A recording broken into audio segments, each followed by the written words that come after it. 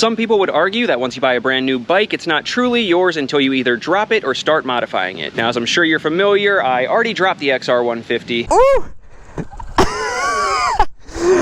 Oh! So today we're going 2 for 2 and we're going to start modifying it as well. And not only are we modifying it, but I'm sure you guys know my favorite mods are either free or cheap. So today we have 3 free mods we're going to do to it and 1 super cheap mod, all of which should make this thing way more badass. So it has become immediately apparent that Honda does not want us doing this. Welcome back to Life of Birch. I'm Birch. Make sure to subscribe if you're new here and we'll jump straight into it. So on today's roster, we got some mods that we're going to do to the foot pegs, the exhaust, and the turn signals. The foot pegs and the exhaust will be the free mods and the turn signals are going to be the ones that I said were cheap. So we'll start off with those and then work our way to the free stuff. All right, so here we have the turn signals. These are only $20 a pair, so 40 bucks for both of them, straight off Amazon. I'll leave a link in the description. And if you've already been watching the channel, you're familiar with these already because I already pointed out the fact that the turn signals that come stock on the XR150 are the exact same turn signals that they use for my Honda Navi, which, as you guys know, we already discovered are the same as what they use on the CBR300R, which means that you can go on Amazon or eBay, in my case Amazon, and pick up some CBR300R turn signals that already have smoked lenses. So today we're switching from the stock clear lenses to the blacked out look. Should look way better. For those of you who have not seen a Honda Navi video yet, these are the turn signals that we're going to be using, and like I said, they're the exact same, oh don't fall, the exact same as the stock ones, but you can see that they're a little bit more smoked. And actually I think these aren't quite as smoked as the Navi ones, so I don't know if I like them. I guess we'll see once they get on, but essentially instead of taking the entire turn signal off, all we're going to do is swap out the lenses. So you just got 1 screw there and 1 screw on the back. So let's go ahead and swap out all 4 lenses and see how it looks. And while we're at it, in the same montage, we'll take off the doofy little warning labels there and on the tank.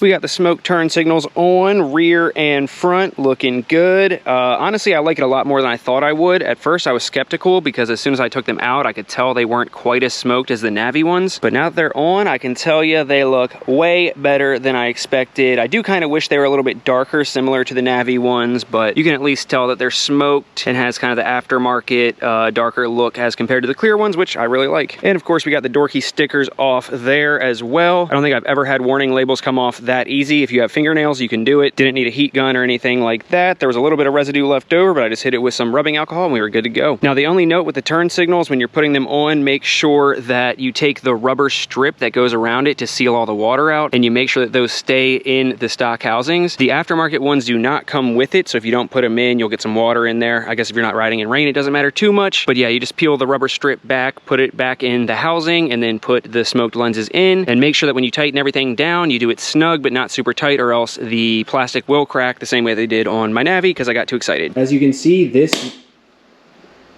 was that? This just cracked and stripped out and popped off. So yeah, you really can't beat it for 40 bucks. The bike looks a whole lot better and they're not super smoked, so it doesn't take away from any of the brightness that comes through the turn signal, so you don't got to worry about that. And for 40 bucks, not only is it looking way better, but also you have the leftover stuff over here. So you got the 4 leftover stock covers when your buddy inevitably lays his bike down and breaks one and needs a backup. And then of course you got 4 new bulbs for whenever the stock ones burn out. So I'd call that a huge win for 40 doll hairs. All right, now let's jump over to the foot peg modification that I was talking about. This one is totally free. It's going to be way easier than even what we just did and should improve the feel of the bike a whole lot. So essentially, when you look at the stock foot peg, you can see that it has this rubber cover on there, and that is just to kind of keep vibrations out of your body as you're riding, because it's a little thumper motor and it's vibrating, keeps all the buzzes out of your leg. But we don't care about that, do we? We're going off-road, so we want as much traction as we can get with our foot and the peg. So I was looking at it and I noticed that the rubber part just peels back and you have almost like dirt bike style pegs underneath there. So we're gonna go ahead and pop that cover off, and it should not only give us way more grip between our shoe slash boot and the peg, but should also give us a little little bit more leg room because this thing is probably like a 1/2 inch thick. So once you take that off, you're gonna have a little bit more leg room. All you gotta do is bend the peg up, and there's one bolt right there. Just take that out and the rubber part should pop right off.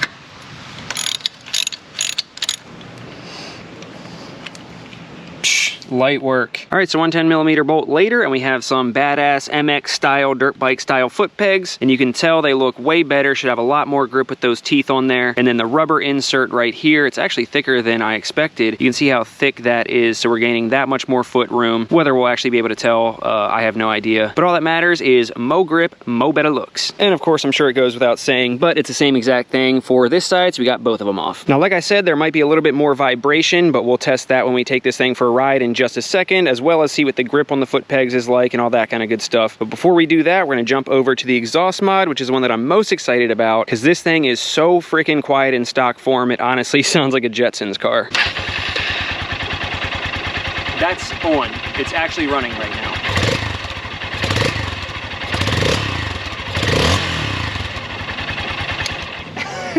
That is honestly one of the quietest exhausts I've ever heard, and I'm sure the wind noise was probably louder than you guys hearing the exhaust. It is absolutely ridiculous. Half the time I don't even know if it's running. Which got me thinking, is there a way to like drill holes in the stock muffler or something just like stupid to get a little bit more noise out of it? And that's when I realized this actually has a removable spark arrestor in it from the factory. So essentially this little thing right there is the spark arrestor, and it's designed so that no like leftover combustion or anything comes out and like a spark comes out and starts a fire or whatever. So if you're concerned about that, don't do this. I'm doing it to my bike, but if you don't feel comfortable doing it, don't do it. But aside from that, it also, you can see how small the opening is. It just really throttles it back as far as the airflow and the noise. So for example, my Honda Navi was way too loud with the Yoshimura exhaust for my taste, but I put the spark arrestor in it, not because I needed a spark arrestor, but because it throttled it back enough to make it way quieter. So once we take this thing out, it should be way louder, and we'll see how it sounds. All right, so you can see the spark arrestor in there, and all you gotta do is take 3 5mm bolts out here, and that'll take off this end cap. Once we have the end cap off, there's 3 bolts on the inside that I believe are 8mm. You just take those out, and the whole spark arrestor should slide right out. Now, it's designed like this because as part of the regular maintenance of the bike, you're supposed to take the spark arrestor out and clean the screen off so there's no carbon buildup that kind of makes it run like crap. So it's designed to do this, so it's super easy to put back in if you don't like it, or I guess if I don't like it. So we'll see what it sounds like.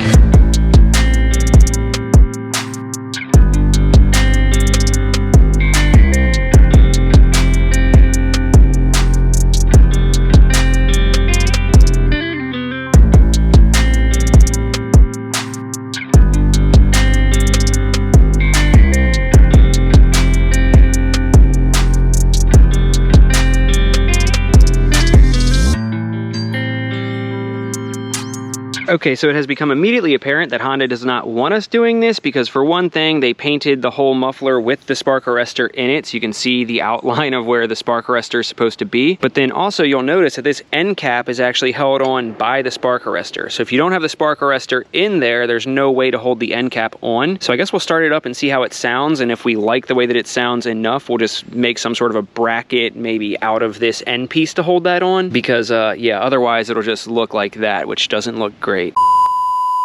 Salutations from Next Day Birch, who has found a way to make a bracket to mount the end cap so that it doesn't look as ugly but still sounds as good. And I made the bracket out of the stock spark arrestor, which you can see hacked up right there. But check out the bracket that I made. Isn't it sick? It almost looks stock. So essentially this is just the flange from the stock spark arrestor, and it'll mount up right like that, and then we'll be able to use this bracket to mount the end cap. I can't lie, it was a total pain in the ass to make this, but I'm super stoked with the results. And essentially all that I did was I took the stock spark arrestor, and the idea was to take I don't know, somebody knows the technical term for this, a hole saw, something like that, the hole dozer. The idea was to take one and just kind of make a hole in it, but the issue is that the end piece of the spark arrestor was too long for this to make contact with anything and actually cut it. So I had to get a sawzall with a carbide blade, very dangerously hack through this, and eventually cut through it. You can see there's like some kind of filler in there, like baffling or whatever, and then that left a short enough piece on the other side to where the hole saw could actually cut through where it's welded. Now I say that as if it was easy, but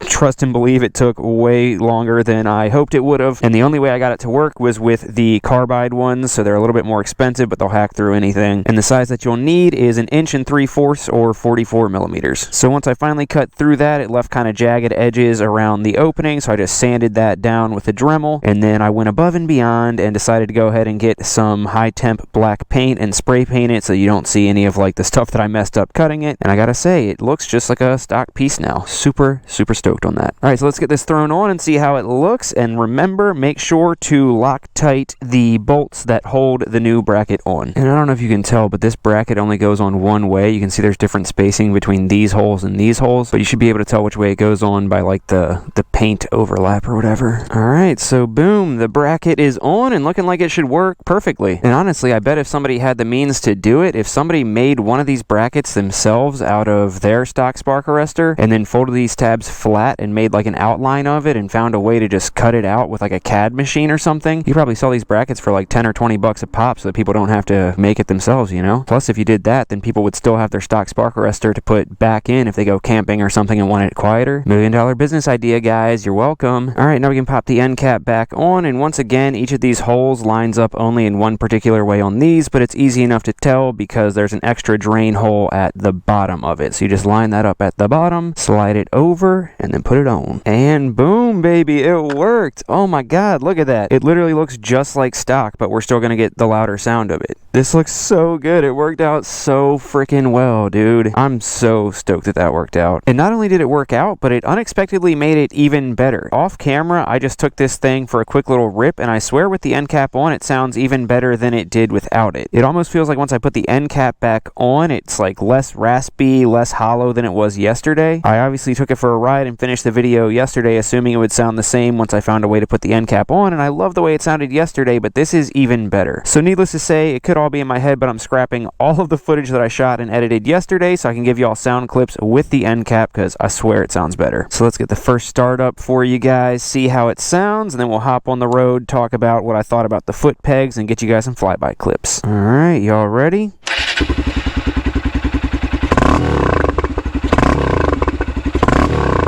Oh yes.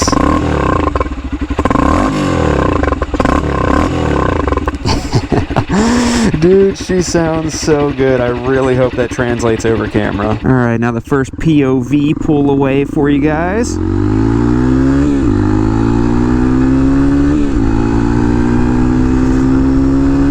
Dude, it sounds so good, and for sure with the end cap on it sounds way better. It's like deeper, throatier, less raspy, less hollow. This is freaking great. Alright, now real quick before the flybys, let's talk about the foot pegs. The foot pegs are incredible. They literally lock you in. I know I just wear Vans and y'all always get on me about having to buy like actual riding shoes or boots, but the Vans waffle soles are locked in on the foot pegs. I want to say that I can feel a little bit more leg room because of you know, the rubber padding being gone, but honestly it's not super noticeable. It's probably placebo, but the main thing is just, oh dude, listen to it downshift.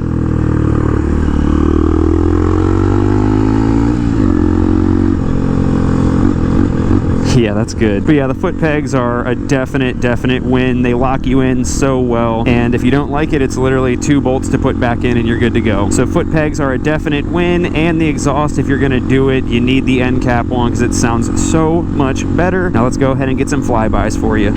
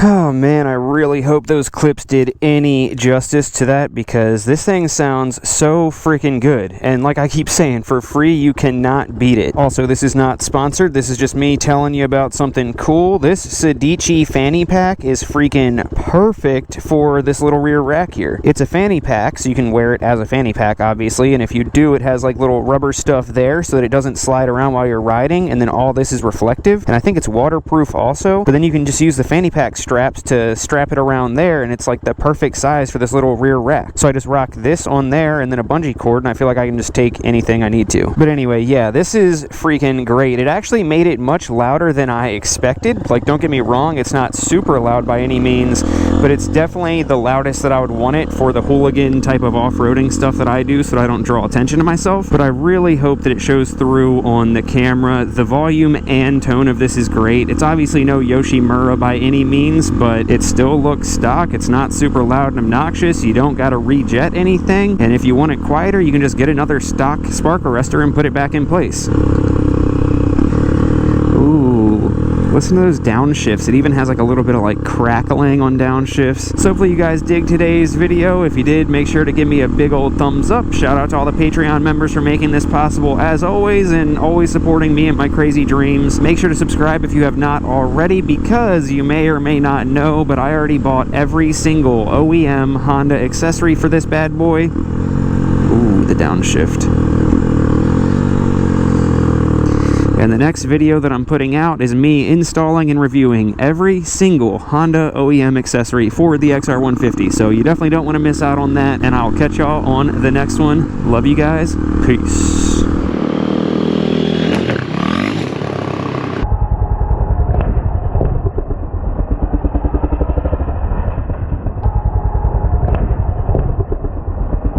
Ooh, that brother's floating in